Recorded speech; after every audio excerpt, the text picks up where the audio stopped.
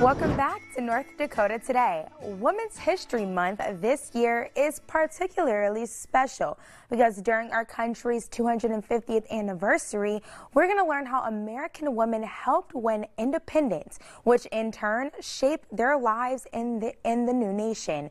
Here to remember the ladies of the American Revolution is celebrity historian Raffi Andonian.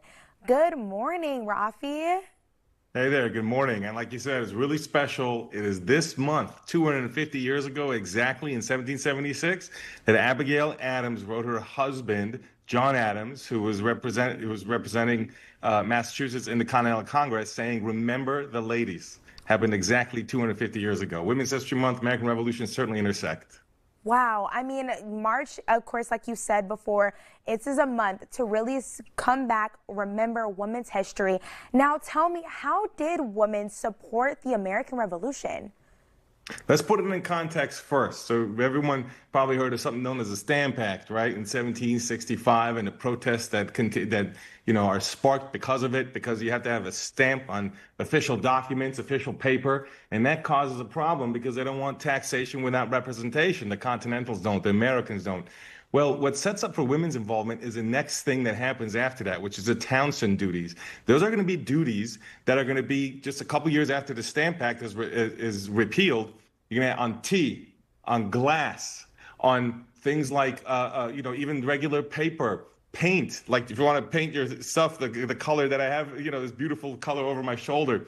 Those duties are going to cause a problem because there's this notion again of, well, why are we getting taxed without representation? Sam Adams actually writes something and says, this is not legal for Parliament to tax us. And what adds kind of salt to the wound is the fact that the money is getting paid to royal governor salaries, or the governors that are in the colonies, instead of normally going through assemblies deciding how much they get paid and where they get paid from. So they lost that representation as well. So how do women fit into this? Well, the kinds of goods that I just talked about affect women disproportionately. And in order to be able to resist this, what's going to happen is they're going to start to call for a boycott. And in order to call for a boycott, you're going to have women buy into this because they're who are consuming this. So they have these non-consumption agreements and these non-importation agreements. So non-consumption means that we're going to cut back on drinking the tea. We're not going to use the glass. We're going to start to make stuff at home. Women are often the ones making the stuff at home in this particular period.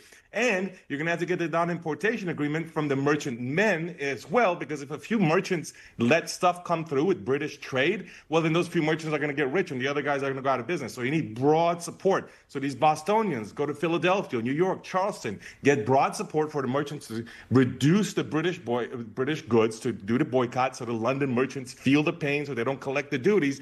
And women organize and call themselves the Daughters of Liberty, to be the ones that and saw as a badge of honor and a badge of patriotism to make stuff at home, whether it's fabrics. And they would actually, in the newspapers, there were records of what they call bees, which is getting together and doing spinning so they can learn spinning to make yarn, just like bees come together for making a honeycomb, And so these were like mobilizing efforts by women across the colonies, and it worked. The Townsend duties were repealed after a 40% cut in British imports because there was this full year that merchants agreed to avoid the British goods while women supported the home manufacturing as opposed to importing, building this American pride, if you will, the continental pride that's beginning to develop at this point, and that gets repealed as a result of that. However, the part on tea remains. That's the one part that remains, and eventually, because of that, you're going to have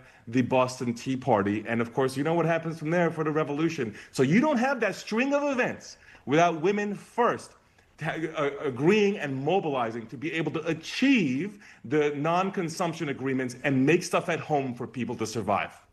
Wow, how inspiring it is to hear just the way that women were able to step up and get involved. And because of the impacts of women and what they did, we see these changes today.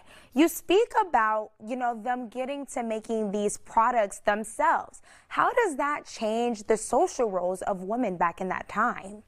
They're changing in a couple different ways. One, they're stepping into the political arena. So even just the stuff at home is now seen as political, but they're also stepping into the political arena. For example, during the war, women are going to create ladies' association and produce or gather money to give to Continental soldiers, or they're going to step in and run the farm. They're going to step in and run businesses as the men are away with political meetings or military service, or whatever the case is. And that transforms everything after the Revolutionary War, because after the Revolutionary War is won, now you have this new republic and these ideals that need to be achieved. And for a republic to be successful, the belief was that you need virtuous citizens. Virtuous citizens means that you, if you're a virtuous person, you subvert your private interest for the public interest. So for that means for men, you subvert your household interests for public service or voting in the good of the public. And for women, you subvert your personal interests for the sacrifice of the family. And what does that mean? It means you need an education, because you can't have virtue without education, educated citizens who are going to be informed, enlightened voters. This is the age of the Enlightenment, the age of reason. Now we need to be able to do education for women to have reason. For example, a woman named Judith Murray, she's going to be someone that argues for women to get education that is reasonable so they can create patriotic, rational citizens. These are known as mothers of the republic. They're the guardians. So this opens opportunities for women to access education as a result of the ideals of the revolution. In fact, the essays of Judith Murray, who wrote about equality of the sexes, were purchased by George Washington and John Adams. There's another lady at East Stockton who actually voted in New Jersey. Women were voting in New Jersey in the 1790s. Not many, but some of them were. So this was actually happening long before women's suffrage in the 20th century. So it's a very fluid period. And of course, that goes away eventually in New Jersey. But these are the kind of periods that they're testing in the 1790s, and new opportunities are coming up for women. And one more to point out here is African-American women. Phyllis Wheatley is a good example of that. She's a poet. You can look her up. She wrote poems. She was enslaved. She was born in Africa, enslaved in Massachusetts, came to the United States, of course, as a slave, writes poetry, and gets George Washington's attention during a war as a poetic genius, ultimately ends up freed from her enslaved status in Massachusetts, and has a major impact. And another one is Elizabeth Freeman, who made a tremendous impact when she sued her former masters, or at that point, her current masters in Massachusetts, to gain her freedom by going through the state representative in Massachusetts. So get this, the state rep in Massachusetts, his name was Theodore Sedgwick, actually listened to the contact from Elizabeth Freeman instead of the owners, and wrote a writ to support her in court. And when she won her suit for her freedom, that set the precedent for many other enslaved people to petition and go to court, ultimately abolishing slavery in Massachusetts. And that's because of the effort of women, in that case with Elizabeth Freeman. So what you see throughout the story is women throughout the war and after the war, whether it's education, whether it's helping end slavery, whether it's participating in the political arena, writing poetry, and putting ideas of women's equality out there with the buy-in of George Washington and John Adams getting the attention and noticing these things, it's certainly going to transform women's roles in this very fluid period in the early republic.